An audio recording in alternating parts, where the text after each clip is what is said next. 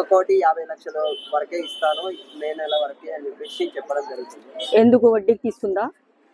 వడ్డీకి తీసుకుందా? ఇంట్రెస్ట్ తీసుకుందా? 1,50,00,000 రిటర్న్ మే నెలలో ఇస్తానని చెప్పేసి అది ఎట్లుందంటే క్వశ్చన్, పాపం అప్పు తీసుకొని మే నెలలో ఇస్తానన్నట్టుంది. 5 కేజీలు బంగారం తీసుకున్నప్పుడు లేదా? విల్లా కొనిచ్చుకున్నప్పుడు లేదా?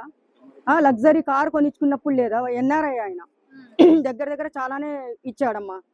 అలాంటి అందంతో పడేసి జనాల్ని, డబ్బున్నోళ్ళని, ఇప్పుడు చేపలు పడతారు కదా, ఎరవేసి చేపల్ని పడతారు. డబ్బున్నోళ్ళని పెళ్ళయిందా, పిల్లలు ఉన్నారా అని చూడట్లేదు, అక్కడ డబ్బు చూస్తున్నారు. ఈ కాలం ఇంతే. 2020 నుంచి స్టార్ట్ అయిందని మీకు అందరికీ చెప్పాను, మళ్ళీ చెప్తున్నాను, మళ్ళీ చెప్తాను, మళ్ళీ మర్చిపోతే మళ్ళీ గుర్తు చేస్తాను. 2020 నుంచి మనకు స్టార్ట్ అయిందంతా. ఇంకా రాను రాను రాను రాను రాను ఇంకా ఘోరంగా తయారైపోతుంది ఈ భూమి మీద. డబ్బే ఇంపార్టెంట్, పైసామే పరమాత్మ.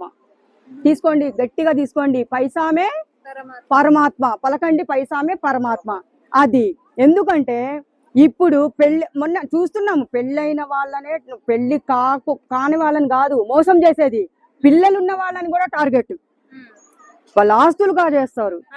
ఎందుకు మరి అందం చూపించగానే 10 కోట్లు ఇచ్చేస్తాడా? వెంటనే ఇస్తారమ్మా, అలా ఇచ్చేస్తారు చెప్తున్నా కదా, మామూలుగా కాదు. అలా మాయ చేస్తారు వాళ్ళు. మాయ చేసి, మామూలుగా మాయలు కాదు అది. ఆ మాయ చేసి ఇంత డబ్బు తీసుకొని నువ్వు 1,50,00,000 అంటే నువ్వు 5 కేజీల బంగారం, ఇప్పుడున్న రేట్కి 1,50,00,000 కేజీ బంగారం వేసుకో అంటే నువ్వు వచ్చే నెల ఇస్తావు ఆయనకు అప్పు తీసుకున్నప్పుడు. ఇందులోకి వేణుస్వామిని, తర్వాత వచ్చేసి ఒక సినీ నటి ప్రవీణ్ అని లాగుతున్నారు. అంటే వాళ్ళ సమక్షంలో 1,50,00,000 ఇస్తాను అని చెప్పి ఈమెంటుంది. ఈమె బిగ్ బాస్ లో వచ్చింది కదా, ఆమెనే కదా, వాళ్ళ సమక్షంలో. మరి వాళ్ళ సమక్షంలో ఇవన్నీ చేసిందా? ఒక క్వశ్చన్, వాళ్ళ సమక్షంలోనే ఇవన్నీ చేసిందా నేను అడుగుతున్నా. వాళ్ళ సమక్షంలో చేస్తుంటే నువ్వు వాళ్ళ సమక్షంలో ఇవ్వచ్చు, ఎలా అవుతుంది అది? కాదు. నిజంగా ఇప్పుడు చాలా వరకు డబ్బున్న వాళ్ళు ఇట్లా ఎవరెవరి కోట్లు ఉన్న వాళ్ళని ఇలా చేసి మోసం చేసి, పెళ్ళైన వాళ్ళని కూడా వదిలిపెట్టకుండా వాళ్ళు డబ్బులు కాజేసి ఇట్లా చేస్తున్నారే, ఇది ఏంటమ్మా? ఎంత సమాజం ఎక్కడికి పోతుంది చెప్పు. మళ్ళీ నువ్వు అన్ని రోజులు తిరిగి అంతా అయిపోయిన తర్వాత నేను మే నెలలో వాళ్ళ సమక్షంలో 1,50,00,000 ఇస్తాను. నువ్వు అప్పు తీసుకున్నావా? లేదు కదా, ఆయన సొమ్మే కదా తీసుకున్నావు. నువ్వు ఎంత తీసుకున్నావు అంత ఇచ్చేయి. నువ్వు పెళ్లి చేసుకుంటానన్నావు, అన్నీ చెప్పావు, అన్నీ చేసావు, తిరిగావు, అన్నీ అయిపోయినాయి. ఆడ పెళ్లికి ముందే అన్నీ అయిపోయినాయి. మళ్ళీ అంతే అయిపోయిన తర్వాత నేను పెళ్లి చేసుకోను, నేను బేకప్ ఏదో అంటారు కదా, బ్రేక్ అంతే. అలా చేసి ఈ రోజు అందరినీ మోసం చేసి మీ అందచందాలను చూపించి ఇలా డబ్బులు కాజేసిన తర్వాత మిగతా డబ్బులు ఏం చేసుకుంటావు? మొత్తం ఇచ్చేయి, ఎంత తీసుకున్నావు అంతే ఇచ్చేయి.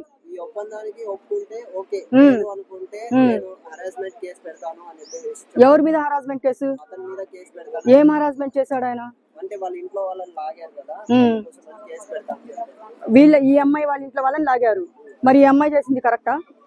ఈ అమ్మాయి చేసింది కరెక్టా అని అడుగుతున్నా.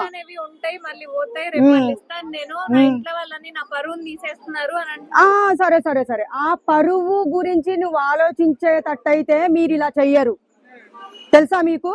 మీరు ఇలా చెయ్యరు. ఆ పరువు పోతుందని చెప్పేసి లైఫ్ లో అయ్యో నేను ఎప్పటికైనా దెబ్బతింటాను, ఎందుకు పెళ్ళైనడితే నాకెందుకు, నేను ఒక సెలబ్రిటీ అని చెప్పేసి నీకు ఆలోచన ముందు ఉండి ఉంటే నువ్వు ఇలా చెయ్యవు, అంతే కదా? మరి అంత తప్పులు ఆమె వైపు పెట్టుకొని హరాస్మెంట్ కేసు అది ఇది అని చెప్పినప్పుడు, నువ్వు డబ్బులు తీసుకున్నప్పుడు లేదు, 5 కేజీలు బంగారం తీసుకున్నప్పుడు లేదు, నువ్వు విల్లా కొన్నప్పుడు లేదు, నువ్వు లగ్జరీ కార్ కొనిపించుకున్నప్పుడు లేదు హరాస్మెంట్. నీకు ఇప్పుడు ఆయన ఏదో నీ వాళ్ళని బయటికి లాగారని చెప్పి ఇప్పుడు హరాస్మెంట్ కేసు పెడుతున్నారు. ఇది ఫ్యాషన్ అయిపోయింది.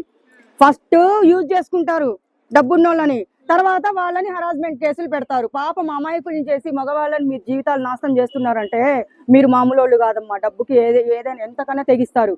ఈ రోజు మీరు కేసులు అని చెప్తున్నారు కదా, ఇది చాలా అన్యాయం. ఇది సమాజం ఎక్కడికి పోతుందో అర్థం కావట్లేదు. కానీ కొంతమందికి నేను ఒక చెప్తున్నాను, ఇది కూడా కొంచెము నోటీస్.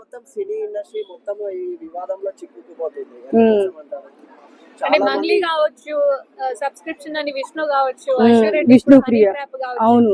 అంటే డబ్బు వ్యామోహంలో ఇలాంటి పనులు చేస్తున్న వాళ్ళకి డబ్బు పైసామే పరమాత్మ. శవం ముందు డబ్బులు పెట్టినా కానీ ఒక్కొక్కసారి శవం కూడా లేస్తుంది అని చెప్పేసి మన పెద్దవాళ్ళు చెప్తారు. అంత పవర్ ఉంటది, డబ్బుకి అంత పవర్ ఉంటది.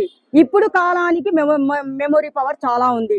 వాళ్ళు ఏవైతే తప్పులు చేస్తారో ఇప్పుడు లోకమే చూపిస్తది. మన కర్మ అనేది ఒకటి ఉంది ఏడ్చి, ఆ కర్మ వెంటాడి వేటాడి, నువ్వు నవ్వకు తేజ, నేను చెప్తున్నాను, నిజంగా చెప్తున్నాను, నిజంగా వెంటాడి వేటాడి ఆ కర్మ అనేది వాళ్ళని వదిలిపెట్టకుండా ఎంత పేరు సంపాదించుకున్నారో ఆ కర్మ రూపంలో ఆ పేరు మొత్తం సంక నాకిపోతుందన్నమాట, మామూలు కాదు. అలాగా మంగ్లీ గారు పాపం మనం ఏమనుకున్నాం, మొన్నటికి మొన్న దేవుడి పాటలు పాడుతుంటే ఎంతో మంచిగా అనుకున్నాము.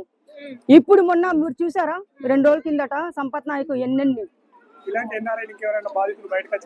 ఉన్నారు, ఇంకా చాలా మంది ఉంటారు, ఒక్కొక్కరు బయటకు వస్తారు. ఇంకేముంది, ముందుంది ముసళ్ళ పండగ, మంగ్లీ అయిపోయింది, ఈ 3 అయిపోయారు, ఇంకా ఎంతమంది ఉంటారు. అందరి బయటికి ఇలాగే పవర్ మన శివయ్యకు ఉంది, అట్లనే రావాలి, అందరు బయటికి రావాలి.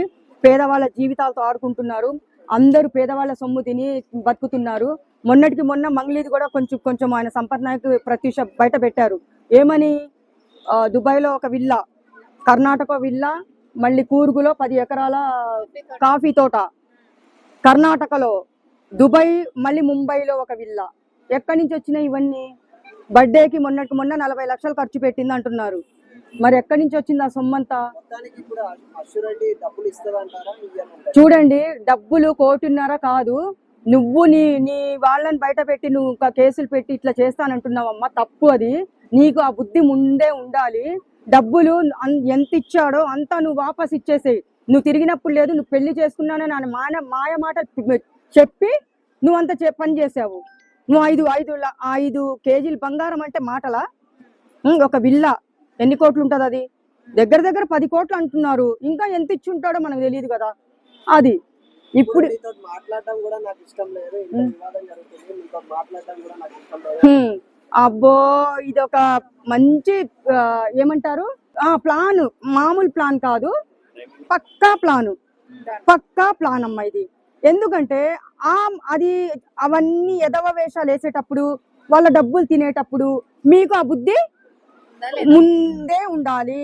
ఉందా లేదా? ముందే ఉండాలి.